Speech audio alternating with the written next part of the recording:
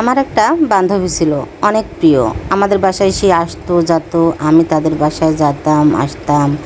এরপর ক্লাস 10-এ যখন উঠি, একটা ছেলের সঙ্গে আমার সম্পর্ক করে বিয়ে হয়ে যায় প্রস্তাবের মাধ্যমে। আমাদের বান্ধবীর সম্পর্কটা অনেক ভালো। এরপর আমার স্বামীর সঙ্গে আমার সম্পর্কটা ভালো যায় না। কিছুদিন পর আমাদের বাচ্চা হলো। বাচ্চাটার বয়স 5 বছর হয়ে গেল। তখন আমার বান্ধবী একদিন হঠাৎ বলল যে আমার স্বামীর সঙ্গে সে কথা বলবে, সে নাকি তাকে বোঝাবে। নাম্বারটা নিল, প্রায় যোগাযোগ হয় তাদের। আমি সব কিছু শেয়ার করি তাকে, সে শেয়ার করে আমার স্বামীকে। তখন আমার স্বামীর সঙ্গে একসময় সে প্রেমে জড়িয়ে গেল। আমি কিছুই বুঝতে পারলাম না। আমি ভাবলাম সে আমার স্বামীকে শুধু বোঝাচ্ছেই, কিন্তু না, তারা হঠাৎ একদিন পালিয়ে গিয়ে বিয়ে করলো। তাদের মহারণা বাঁধল 2 লাখ টাকা।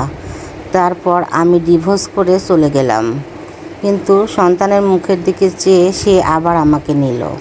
নেওয়ার পরে সে কিছুদিন পরে আবার কি করলো, তাকে আবার বিয়ে করলো। 3.5 লাখ টাকা দেন মেহর বেঁধে বিয়ে করার পর তাকে আবার ডিভোর্স করে চলে গেল। আবার তখন আমাকে নেওয়ার পর সে আবার তাকে নিয়ে পালিয়ে গেছে।